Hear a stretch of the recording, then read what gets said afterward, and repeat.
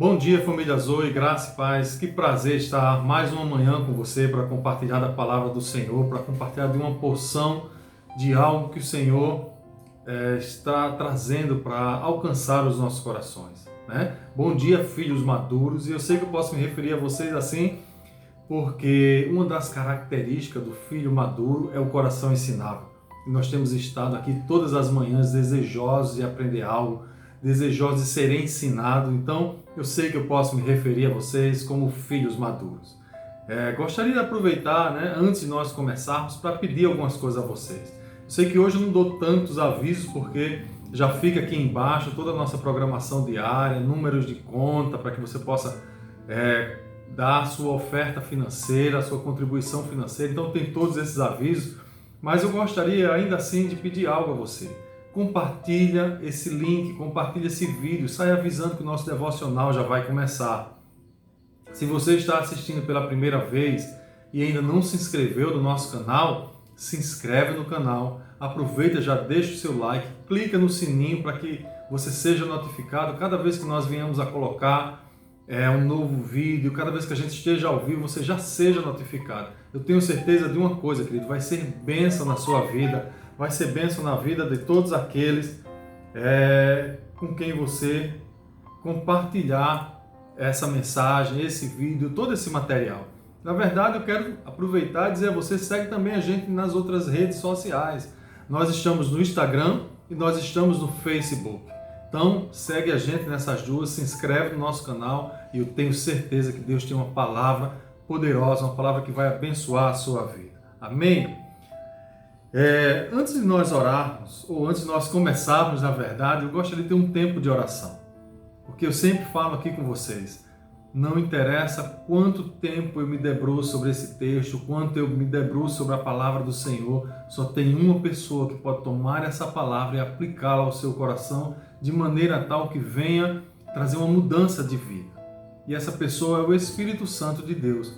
Por isso eu quero te pedir que você ore nessa hora. Te pedir que você se coloque diante do Senhor e peça ao Espírito Santo, nosso ajudador, aquele que nos ensinaria todas as coisas, já dizia Jesus, para que Ele venha falar conosco nessa manhã. Aproveite também, ora por mim. Eu sempre peço isso, querido, porque é muita responsabilidade estar aqui dizendo, olha, assim diz o Senhor, essa é uma palavra de Deus.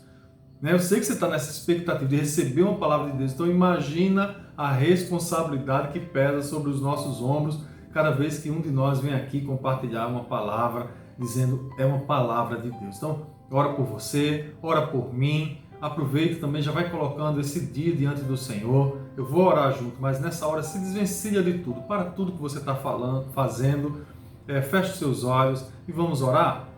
Senhor, nosso Deus e Pai Todo-Poderoso, nós louvamos, nós bendizemos o Teu nome. Te damos graças pela Tua fidelidade em nossas vidas. Te damos graças pelas misericórdias que se renovam a cada manhã. Te damos graças pela Tua bondade, Senhor. E nessa hora eu quero me colocar na Tua presença, te pedir, ó Deus, que assim como Tu queres falar o meu coração, Tu fala com o coração de cada um que está se colocando. Senhor, fala comigo, fala com cada um dos meus irmãos que está aqui nessa manhã, desejoso, Senhor, ansioso, com o coração aberto para ouvir a Tua voz. Fala conosco, Senhor. Fala comigo, fala com cada um que vai ouvir essa mensagem agora, cada um que vai ouvir posteriormente, num outro momento vai estar ouvindo essa mensagem, enfim, Senhor. Que quando essa mensagem seja visualizada, o Teu Espírito possa tomar tudo que vai ser ministrado nessa manhã para aplicar ao coração daqueles que estão ouvindo. Senhor, em nome de Jesus, nós já Te agradecemos por tudo. Que esse dia possa ser debaixo da Tua boa mão, da direção da Tua potente mão. Que tudo que venhamos a fazer seja para a glória do Teu nome e seja para a realização da Tua boa, perfeita e agradável vontade em nossas vidas. Nos colocamos assim, Senhor, como filhos maduros, desejosos de aprender algo. E Te pedimos, ó Espírito Santo, fala com cada um de nós. É o que eu oro nessa hora e faço isso em nome do Senhor Jesus Cristo. Amém. Amém. Bom, querido, Deus tem falado algo muito específico para nós nesses dias. Se você perceber, toda a nossa mensagem durante essa semana, ela tem seguido uma linha, ela tem seguido um trilho, ela tem sido colocada de maneira que nós possamos construir algo. Nós estamos vivendo uma temporada de preparação para aquilo que Deus vai fazer numa próxima temporada, na próxima temporada, na verdade. Né? Deus está aproveitando esse tempo. Nós estamos vivendo um tempo de isolamento social, um tempo em casa, mas também um tempo onde nós podemos sentar, estar aprendendo, ouvindo, com um tempo de qualidade ainda maior. Então Ele está nos preparando para algo que vai fazer nessa próxima temporada. E isso envolve usar os filhos maduros. Isso envolve usar a mim e a você. Isso envolve usar aqueles a quem Ele vai conferir, aqueles a quem Ele vai confiar responsabilidades, aquele a quem Ele vai conferir autoridade. E isso é para filho maduro. Nessa manhã nós falaremos sobre o filho maduro cuidando dos negócios do pai. Esse é o tema dessa semana. E o texto que eu vou ler para você é um texto que o pastor Fábio leu ontem e diz assim: a natureza criada aguarda com grande expectativa que os filhos de Deus sejam revelados. Isso está em Romanos, capítulo 8, verso 19. Na verdade, você já percebeu, né? Romanos 8 tem sido o capítulo dessa temporada. Então, essa temporada de devocionais, querido, se firma nesse texto, se debruça, esmiuça, vai estudando, vai se alimentando, vai ruminando, lê de novo, lê mais uma vez, vai lendo, vai pedindo revelação ao Espírito Santo para que ele continue a falar. Eu creio que esse texto não é uma coisa ao acaso. Como a pastora Érica diz, Deus é intencional. Deus é um Deus de propósito, de processo. Ele está trabalhando em nossas vidas nesse tempo e usando esse texto de Romanos 8. Romanos 8 é um texto que fala muito da nossa condição. Na verdade, você vê que no capítulo 7 de Romanos, ele já vem falando algumas coisas, né? Sobre as lutas que existem no nosso interior, de fazer aquilo que não devíamos, de não fazer aquilo que deveríamos, e vai falando dessa luta interior, e no começo do 8 ele já começa dizendo que nós não somos mais os mesmos, já não há mais condenação sobre nós. E ele vai seguindo, tanto que no versículo 4 ele diz assim: agora, e nós que agora vivemos segundo o Espírito, ou seja, aqueles que vivem direcionados pelo Espírito. E Paulo discorre sobre isso o restante do capítulo. No versículo 14 ele diz assim: que todos os que são guiados pelo Espírito de Deus são filhos de Deus. E essa é uma das características dos filhos maduros. Nós já falamos sobre isso, que aquele que é filho de Deus, e a palavra aí é filho maduro, eles são guiados pelo Espírito Santo. Eu poderia falar que dentro desse capítulo 8, vários aspectos, mas eu queria focar no versículo 29 hoje, porque foi um versículo que me chamou muito a atenção. O versículo 29 do capítulo 8 de Romanos, ele diz assim: pois aqueles que de antemão conheceu, também os predestinou para serem conformes à imagem de seu Filho, a fim de que ele seja o primogênito entre muitos irmãos. Ou seja, ele nos predestinou, ele nos deu um destino próprio, ou um destino prévio, conforme, ou seja, da mesma forma de quem? A imagem de Jesus, para que Jesus não seja mais o unigênito, o único do gênero, mas para que ele seja o primogênito de muitos irmãos, o primeiro do gênero, o primeiro dos filhos maduros. O segundo, o terceiro sou eu, é você. Nós, os filhos maduros de Deus, somos esses do mesmo gênero que Deus predestinou para sermos conforme a imagem de Jesus. E ele vai seguindo o capítulo 8, finalizando lá, dizendo: quem nos acusará se Deus é quem nos justifica? E quem nos condenará se foi Cristo quem morreu? E quem nos separará do amor de Cristo quando nada na criação poderá fazer? Isso está lá no versículo 39. Ou seja, o que é que a gente percebe aqui? Que o Filho de Deus, ele vive uma condição totalmente diferenciada. Ele foi predestinado para ser diferente. No versículo 19, ele diz que a criação aguarda a revelação dos filhos de Deus. A natureza criada aguarda com grande expectativa que os filhos de Deus sejam revelados. Ela aguarda a manifestação desses filhos. Manifestação significa revelação, expressão. Quando nós nos expressamos, transmitimos não apenas palavras, mas atitudes, transmitimos sentimentos. Desde que o pecado entrou no mundo, toda a criação geme debaixo de um jugo de escravidão. Geme oprimido debaixo de um jugo de escravidão, porque o príncipe deste século, o príncipe deste mundo, cegou o entendimento para que não se resplandeça a luz do Evangelho. Deus espera, querido, que os filhos maduros manifestem a sua glória e façam diferença, que sejam referência em todos os lugares.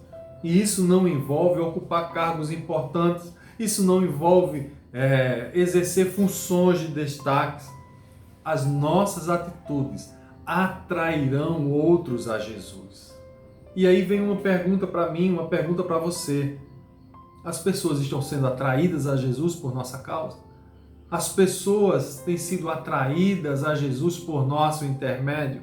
As pessoas têm visto em Jesus, em nós no caso, desculpe, tanta mudança que têm sido atraídas a Jesus?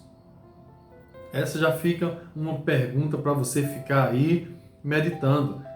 Entenda, amado, nós podemos ser pessoas simples diante da sociedade, como nós podemos ser os mais importantes. Para Deus, isso é o que menos importa. Deus não está interessado na posição social, a classe econômica a que você pertence.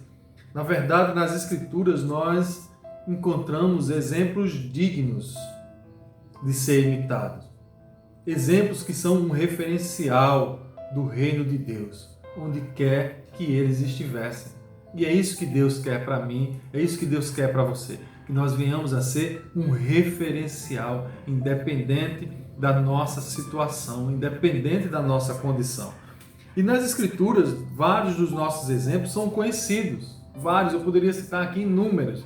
Nomes de homens e mulheres de Deus que você conhece. Mas, na verdade, eu queria focar nos desconhecidos, nos anônimos. Porque muitas situações, eu e você somos esses anônimos. E eu quero que fique bem claro para mim e para você que nós não precisamos ser pessoas de destaque, pessoas de visibilidade para fazer a diferença. Nós precisamos ser pessoas que se posicionam como filhos maduros, pessoas que tomam uma posição, uma decisão de agir com maturidade. E isso é que vai fazer toda a diferença. Um dos exemplos anônimos eu poderia citar, está lá no capítulo 5 do livro de segundo livro dos Reis, que tem a história de uma menina que era escrava na casa do general Naamã. A Síria tinha entrado em luta com Israel e levou vários escravos. Capturou vários. E um deles foi essa menina que Naamã leva para servir a sua esposa.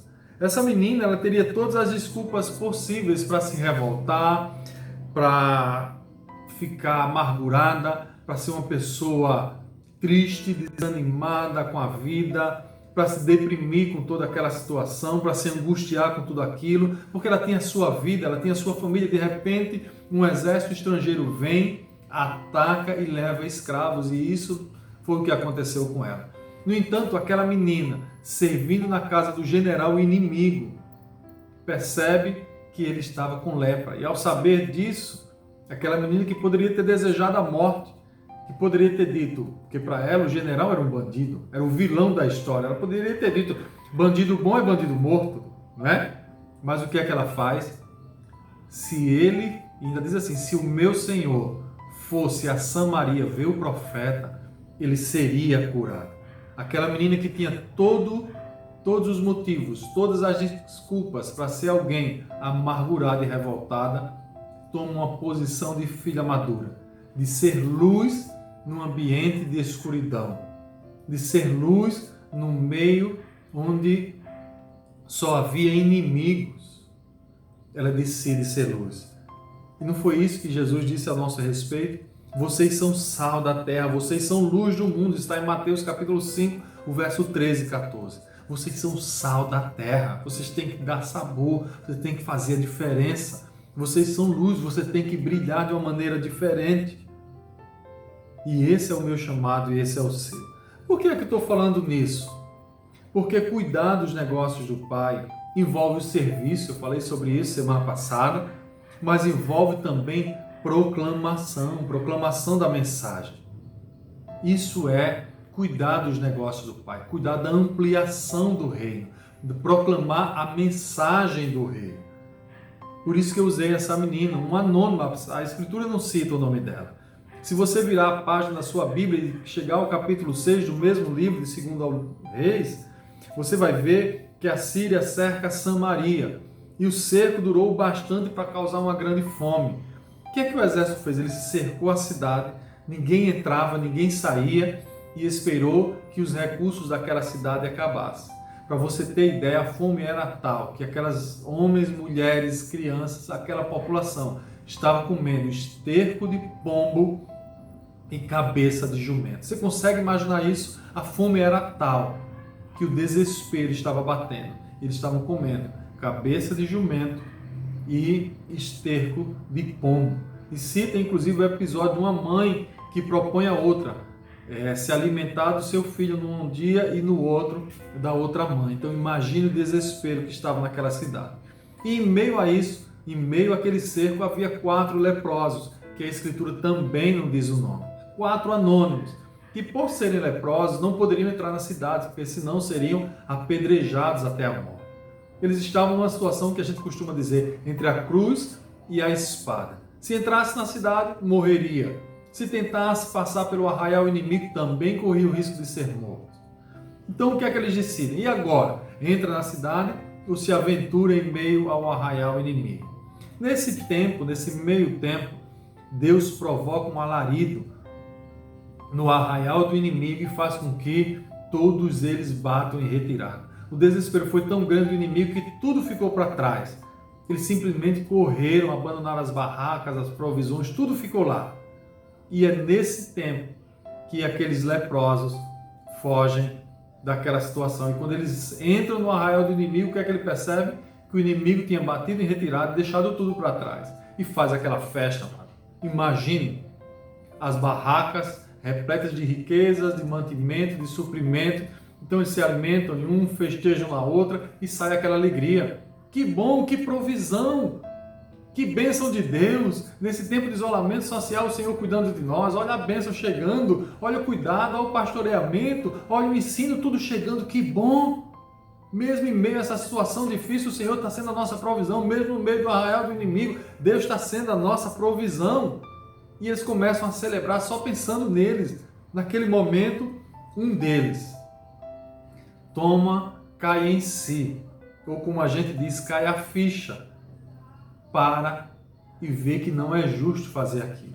Um deles diz assim, não é certo, não é justo que façamos isso. Hoje é dia de boas notícias, hoje é dia de boas novas. Se nós continuarmos assim, nós seremos culpados.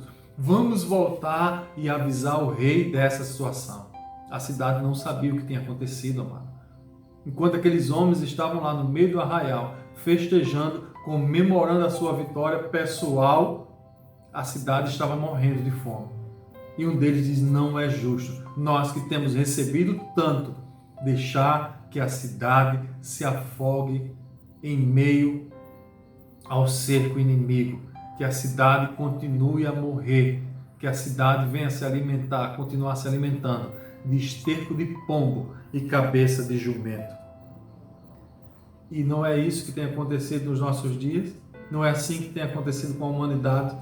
Se afastado de Deus, sem interesse pela palavra, sem interesse em saber sobre o reino de Deus. E muitos têm andado conforme aquilo que tem achado correto. Cada um faz o que acha certo, o que a sua consciência lhe diz. O interessante é que Provérbios 14, 12 diz assim, há caminhos que parecem certo ao homem, mas no final conduz à morte. Não é isso que temos vivido aos nossos dias? Os homens têm achado correto caminhos que levam à morte.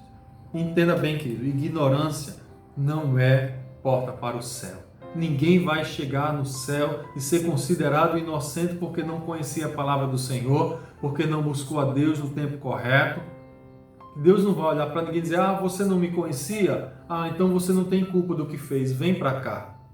Não, querido, de maneira alguma. Só será salvo aquele que invocar o nome do Senhor.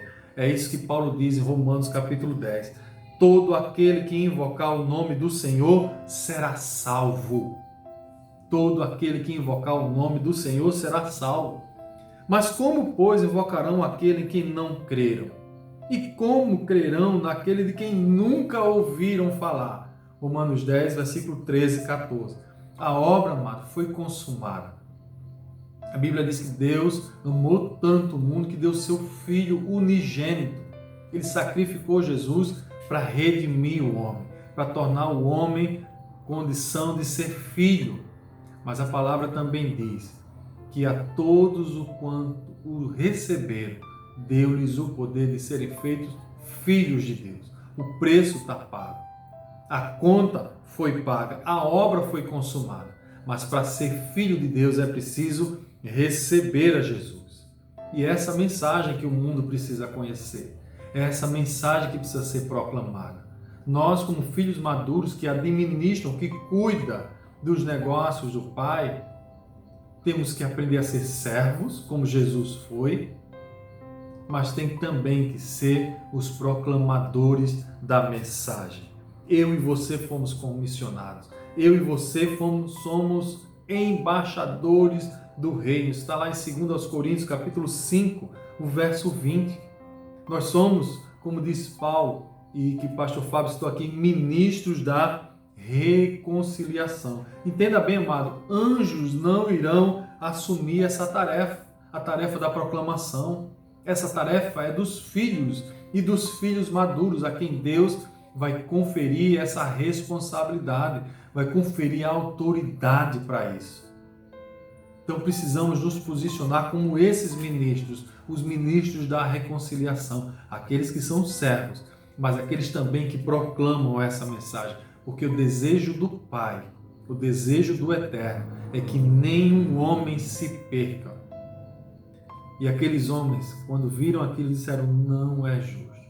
Eu e você precisamos olhar para a humanidade com esse mesmo coração, porque esse é o coração do Pai. Não é justo que nós que temos recebido tanto, nós que temos sido tão abençoados, nós que temos recebido tanto da parte do nosso Deus, nós que temos aprendido tanto, guardarmos isso num recipiente, tampar e guardar nas nossas casas. Essa mensagem precisa ser proclamada. Eu e você somos os ministros da reconciliação. Eu vou ler mais uma vez o texto de Romanos 10, dessa vez do versículo 13 ao 15. Eu queria que ficasse bem claro para você, porque esse tempo de isolamento social vai acabar. E a igreja que precisa sair desse isolamento é uma igreja poderosa na oração, uma igreja poderosa no testemunho e uma igreja poderosa na proclamação da palavra, na proclamação da mensagem, uma igreja de filhos maduros que proclamam a tempo e a fora de tempo a mensagem da cruz, a mensagem do Evangelho. Diz assim Romanos 10, versículo 13 ao 15. Porque todo aquele que invocar o nome do Senhor será salvo. Como, pois, invocarão aqueles em quem não o creram? E como crerão naqueles de quem não ouviram falar? E como ouvirão se não há quem pregue? E como pregarão se não forem enviados? Como está escrito, como são belos os pés do que anunciam as boas novas. Romanos 10, do versículo 13 ao 15. Cuidar dos negócios do Pai envolve também proclamar a mensagem do Rei. Envolve também ser ministro da reconciliação. Envolve também ir aos quatro cantos, fazer discípulos, ensinar a guardar tudo aquilo que Jesus nos ensinou. Querido, nós somos chamados a ser esses filhos maduros. Que eu e você possamos ser esses proclamadores, esses ministros da reconciliação, esses filhos maduros que têm um coração de servo, mas têm um coração também ousado, intrépido, para proclamar a mensagem com essa mesma ousadia, com essa intrepidez e com essa coragem. Que seja assim entre nós nesse tempo. É o que eu oro e faço isso em nome de Jesus. Deus os abençoe.